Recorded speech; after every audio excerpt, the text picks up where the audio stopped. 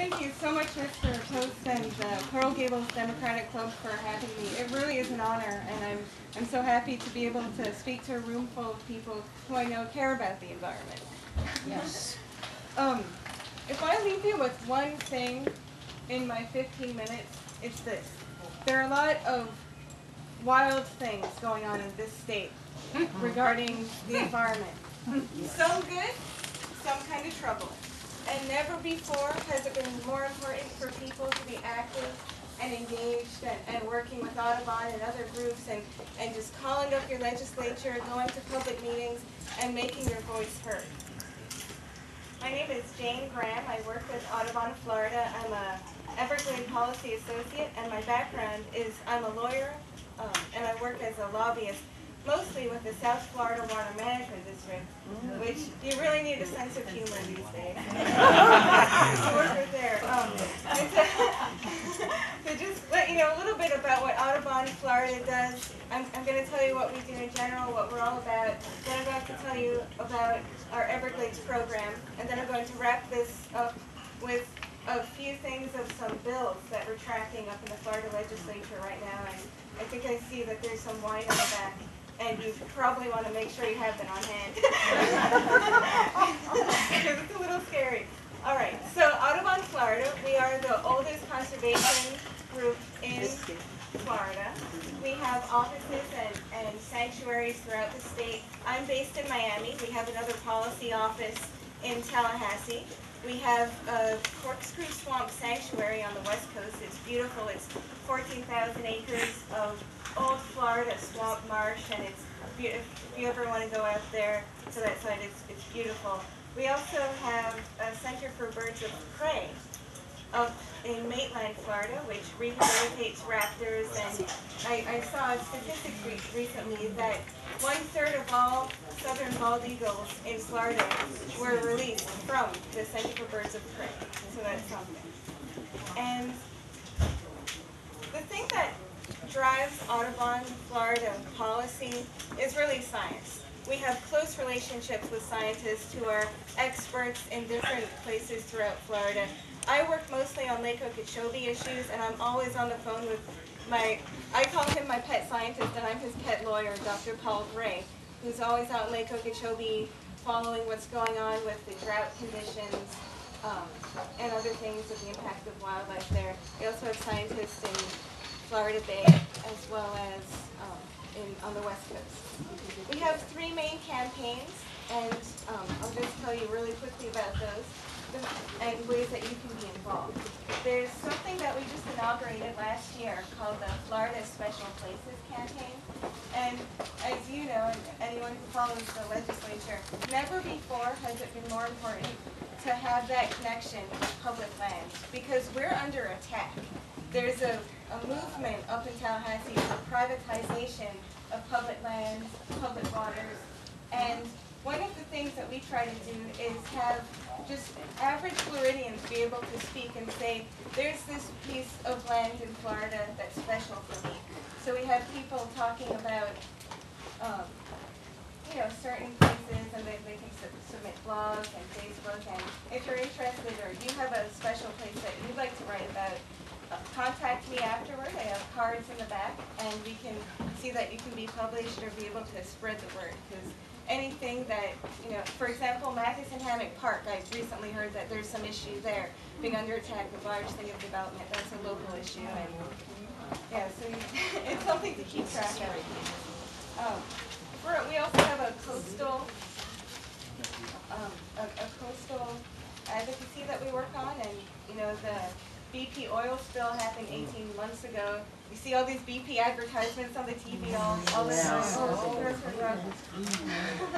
But there's something about these Clean Water Act penalty fines that, if you're not careful, money that was assessed to BP, instead of going to clean up the communities in the Gulf Coast, it can be used anywhere. It could be used to help someone out in Montana or California.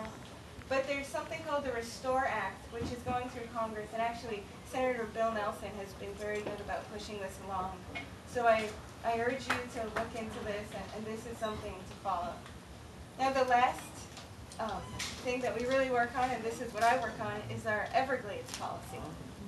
And you might be, you're sitting here in Coral Gables and wondering, I like going outside. I like the Everglades. It has alligators. It has mosquitoes. But, what does it really mean to me? And what it boils down to actually is water. Water supply for the future, water for the environment, and water for our economy.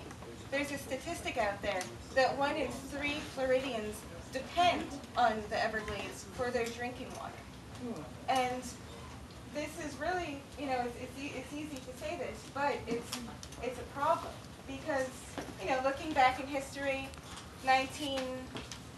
early 20th century, people came to Florida. It was a swamp, tons of mosquitoes, but they're like, we want to live here. So they drained and built all these canals, and people were able to move here. In 1948, there was a central and southern flood control district that was made to do this. Now, this state and federal partnership that did this, they're very good at what they did. But unfortunately, so good that now, 60 years later, we're faced with the issue that, all this water that otherwise would be held for us is being dumped to tide. A decade ago, there's a great project that was made. It's called the Comprehensive Everglades Restoration Plan, and it's a partnership with the federal government, and their sponsor is the U.S. Army Corps of Engineers, and the state partner is the South Florida Water Management District. And what they do is it's a project to make water storage in the central Everglades and water quality projects to make sure that this water is clean. And also there's something called seepage. You might hear this in the news, which means that while we're running all this water south, we want to make sure that we protect our urban areas and it doesn't come out. So we're doing that. And so that's all fine and good, and there's been a lot of progress on this, and I want to give you some good news in that actually in Miami-Dade County, there are a few projects that are part of this Everglades Restoration Plan that are really, there are groundbreakings in the past few years, and they're underway. There's the C-111 Spreader Canal Project, which helps water flow south, and then the Tamiami Bridge Project, which also, it helps water flow into Florida Bay. So these are all good things. But unfortunately, and I would be remiss if I didn't tell you about some very sad, struggling issues that are going on. And the main thing is really Everglades funding. Now, the past 5 years, and this is on the state side. For the federal side, we know, whatever. My colleague Julie Hill-Gabriel deals with the feds. I just stick to the state, and we have enough problems here. But in the past 5 years, there was about $200 million given for the state for Everglades restoration.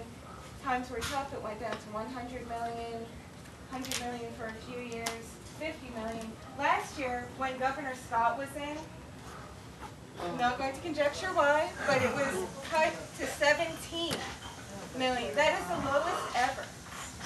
And it's just very troubling. And fortunately, the governor has come out and said, well, I think that we raise it a little bit more to $40 million this year.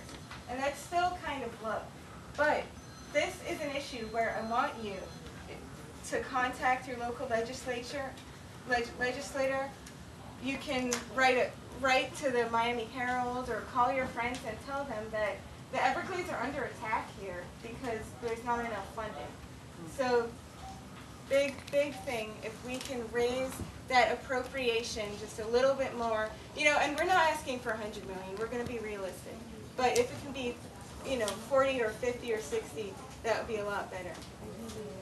Now, the other thing, talking about the South Florida Water Management District, and I don't want to bore you with funding too much, but South Florida Water Management District not only is the state partner for Everglades restoration, but it's also the people that help you when they're flooding. You call them. They're the ones who drain the canals to help you.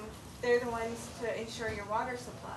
Last year, there was this nightmarish bill that was passed. It was